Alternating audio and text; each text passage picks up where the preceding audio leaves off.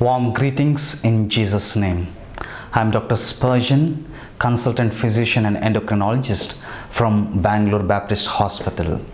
The reason why I'm doing this video is basically to enlighten and make you aware of the possible predictions of the current virus, current pandemic COVID-19, and what necessary steps that we need to take and what necessary adjustments that we need to make with regards to the church gathering. We all know the fact on the 24th of March 2020, our beloved Prime Minister Narendra Modi has announced the lockdown for the first time. It was the first of its kind that we are experiencing in our generation. Has never happened before like this.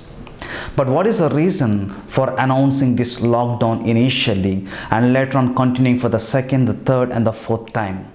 Basically, what has happened was when the lockdown has been in place, we were able to restrain the peak so that all the people are not infected at the same time.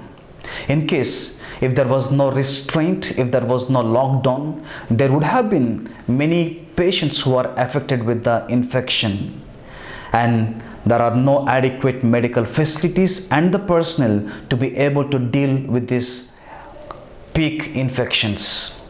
By God's grace, we are able to restrain that peak because of the lockdown. Now, since the lockdown has been removed and there is a provision that is given by the government to gather and to worship even in public places, especially the churches and the other worship places, what should be our stand? Are we going to follow the rule that was given by the government, or else are we going to practice some restraint and take a different stand? This is the thing which I would like to share with you based on the epidemiological predictions. Now, if you look at the way how the virus is spreading and is infecting the people in our nation, epidemiologists have predicted this model in the days to come. Epidemiologists are the people who are experts in public health, and they have this epidemiological model whereby they'll be able to predict the number of infections that are going to come. They predicted by 31st May 9,000 new cases will be there every single day. I think looking back over the past 1 week, this is a reality. The number of cases, new cases diagnosed were nearly 9,000 every single day. By June 15, if the prediction model goes as per the statistics, by June 15th there will be 22,000 people affected with this virus every single day, and by June 30, 75,000, July 15, 2.1 lakh people, July 31st, 6.5 lakh people, and by August, 18 lakh new cases every single day. So this is a prediction of the epidemiologists, the way how the virus is progressing. If it follows the trend that is following, this is the number that we are going to see in the days to come. Our country may not have that much of capacity to do the testing for this many lakh people. So therefore, we need to maintain restraint with regards to this one. Now, looking at the peak and looking at the statistics, what should be the response of the church? How do we respond to this one? What we could do as the body of Christ and as the church community? Number one, looking at the peak which is going to be seen during the months of July and August, I probably feel it's a good thing and it's a wise thing not to gather as a group and as a church. Though we have the desire to do so because we haven't attended the church for many months, couple of months, but still, looking at the peak, it is a wise thing not to gather together. And the second reason what I would like to share with you is that we have the practice of singing and worshiping in the church.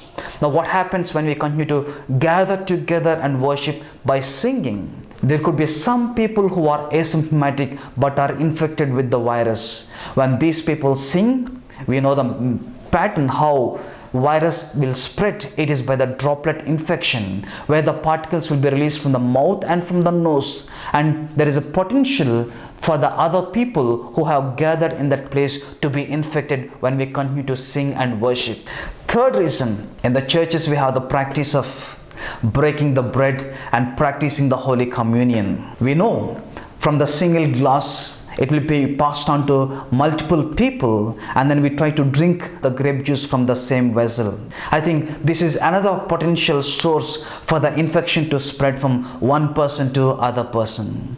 The fourth reason why I would like to share is looking at the pattern of the infection and looking at the mortality with regards to this infection. It is generally more common in the elderly age people who are aged more than 60 years. To this group of people, the mortality is very much. And also for the people who are having uncontrolled diabetes and other risk factors like asthma, hypertension and the heart disease and any problem with the lung, these are the potential group of people who have highest mortality and the morbidity. We remember the fact that our churches and our places of worship, they are full of these people who are elderly and who are more enthusiastic to worship the Lord, more enthusiastic to participate in the worship.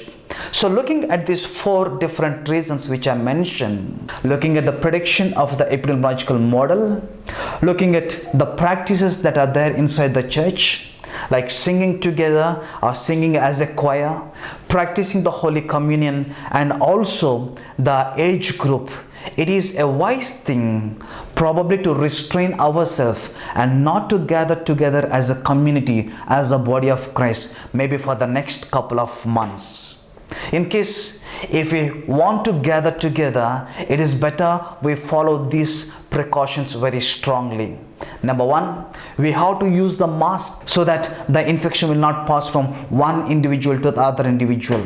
And the second thing, we need to maintain the physical distance at least 6 feet. And the third thing, when we are practicing the Lord's table or the Holy Communion, it is better we have pre-packed bread and the pre-packed wine, so that the chances of infection being spreading from one person to the other person will be minimized. And other thing, when we sing, it is better only one person will sing.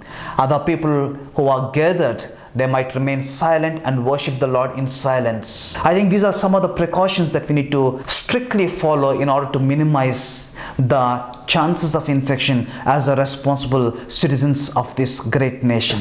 We also need to understand that recently UK has given the permission to gather as a church, to gather in public places, but they have introduced this system, call it as ticketing. Whereby they were issuing the tickets to the people who are interested to attend the church, thereby restraining the numbers who are coming to the church. I think these are some of the things which we could follow if we still want to open our churches and gather together for worship. Before I close, I would like to remind one of the families in the Bible who practiced isolation or quarantine for 1 full year. That was a family of Noah along with his wife and 3 children. They were in the boat when that great flood came upon the whole world. But for 1 full year, they were all inside the boat. Yet, they were able to enjoy the presence of God. Jesus has promised to us, where 2 or 3 are gathered, my presence will be there. I think probably this is a time for us to gather together as families, gather together to worship and to experience the presence of God even inside our families. There are many provisions. Almost all the churches, they've been giving the live relay of the service, the virtual service. Probably that's a good thing. I think it's a good practice to continue for the next couple of months, looking at the peak prediction. And finally, I would like to remind one of the verses from the Bible. It says, Psalm chapter 46 verse 1. It says, "The Lord is my refuge and my strength, and an ever-present help in trouble." I think we need to keep that as our focus. He is our Lord.